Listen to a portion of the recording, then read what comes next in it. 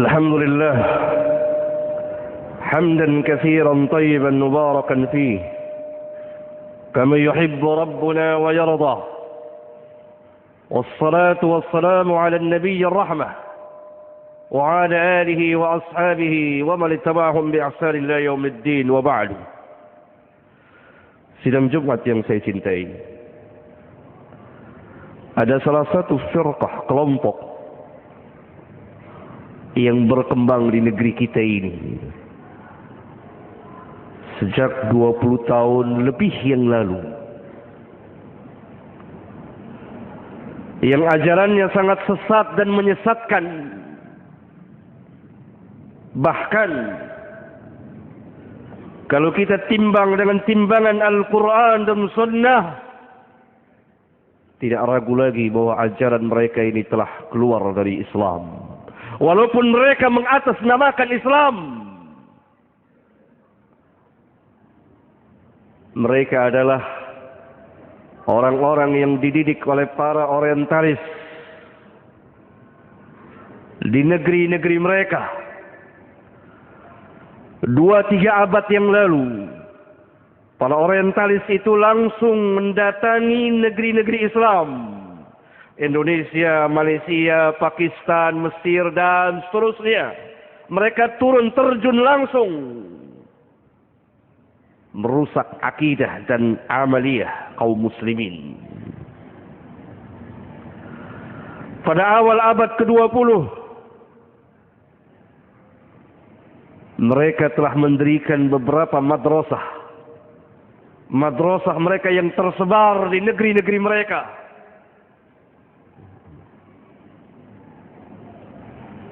Kemudian mereka mengundang abnaul Islam, anak-anak Islam ini, untuk belajar ke negeri-negeri mereka. Inilah madrasah orientalis, atau yang saya namakan dengan nama Yahudi gaya baru. Selesai mereka menamatkan pelajaran, mereka belajar tentang Islam biza'mihim, menurut persangkaan mereka.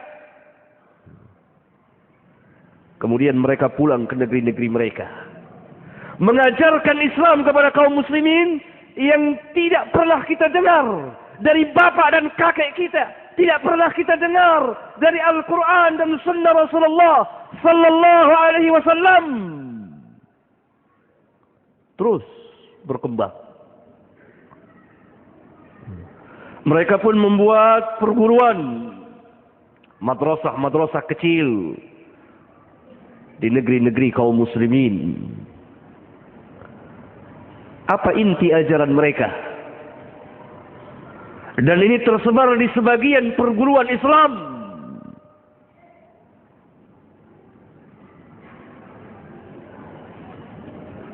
Pertama, mereka mendakwakan kesatuan agama, wahdatul wujud, wahdatul adyan, wahdatul adyan, kesatuan agama. Semua agama adalah sama, tujuannya adalah satu kepadanya.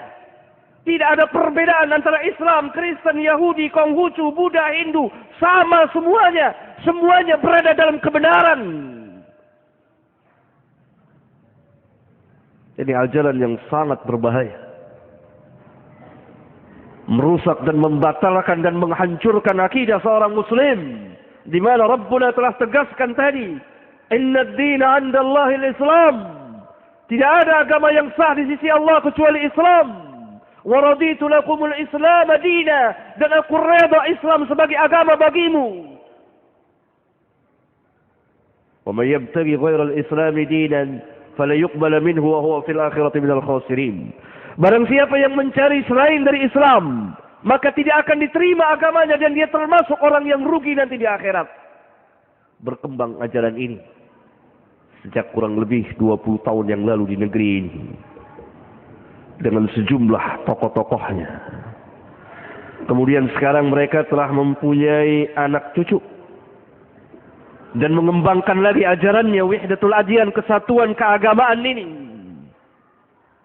Yang kedua, dari inti ajaran mereka, memasukkan keraguan ke hati kaum muslimin untuk meragukan kebenaran Islam, meragukan kebenaran Al-Quran, meragukan kebenaran Sunnah, meragukan kebenaran dakwah para sahabat ridwanullah alaihim jami'an, mencaci maki para ulama kita dari generasi ke generasi, sampai Al-Imam Asy-Syafi'i pun tidak luput dari caci maki mereka. Padahal Rabbuna telah menegaskan kepada kita, al-haqqu min rabbika fala takunanna minal mumtarin.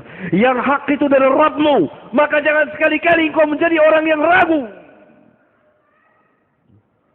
Kita yakin akan kebenaran Islam, kita yakin akan kebenaran Nabi yang mulia sallallahu alaihi wasallam, kita yakin akan kebenaran Al-Qur'an dari awal sampai akhir, meskipun kita belum paham sebagiannya atau secara keseluruhannya. Qul sadaqallah, katakan benarlah Allah. Bagaimana Nabi yang mulia pernah bersabda, "Ma kharaja minni illa haqqun." Tidak keluar dariku melainkan kebenaran, yang adalah kebenaran di atas kebenaran. Mereka memasukkan sedikit demi sedikit keraguan demi keraguan di dalam hati, taskik di dalam hati seorang mukmin. Padahal kalau kita membaca Al-Quran, di awal-awal Quran, di awal surat Al-Baqarah, Allah berfirman, Alif Lam Mim, Dzalikal kitabu la raiba fihi hudan lil muttaqin.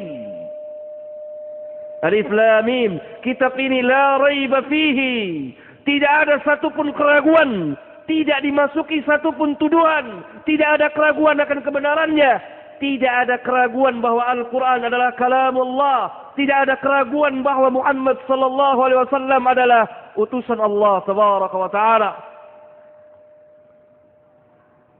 Yang ketiga, inti dari ajaran mereka mencampur adukan antara yang hak dan yang batil. Ini adalah asas daripada ajaran Yahudi. Karena itu Allah menegur di kitabnya beberapa kali, ya ahlal kitab, lima talbisul haqqa bil batili wa taktumul haqqa wa antum ta'lamun. Wahai ahlul kitab, kenapa kamu mencampurkan yang hak dengan yang batil dan kamu sembunyikan kebenaran padahal kamu tahu? Mereka memasukkan ajaran-ajaran dari luar Islam ke dalam Islam. Salah satunya lah yang berkembang pesat di negeri kita adalah Natalan bersama. Ikut perayaan hari-hari keagamaan dari agama-agama yang lain. Dan lain-lain. Mereka memasukkan dalam peribadat, dalam keyakinan, dalam peribadatan, dalam akhlak, dalam muamalah. Lihat cara bermuamalah kita. Penuh dengan yang haram. Lihat bank-bank konvensional yang ada ini. Ini adalah bank-bank ribawiyah. Orang pertama yang membuat bank konvensional adalah al-Yahud. Orang-orang Yahudi. Yang keempat, inti dari ajaran mereka adalah meninggalkan ketaatan kepada Allah sedikit demi sedikit untuk menuju kepada kemutlakan. Tidak ada taat kepada Allah dan Rasulnya. Oleh karena itu kita lihat seorang mahasiswa di salah satu perguruan muslim, dia tarkus salat, meninggalkan salat bukan karena malas, tapi karena keyakinan memang salat tidak wajib. Fa inna lillahi wa inna ilaihi raji'un. Mudah-mudahan khutbah ini bermanfaat bagi khatib dan jamaah. Allahumma ighfir lil mu'minina wal mu'minat wal muslimina wal muslimat al ahya'i minhum wal amwat. Rabbana atina fid dunya hasanah wa fil akhirati hasanah wa qina adzaban nar. Walhamdulillahi rabbil alamin.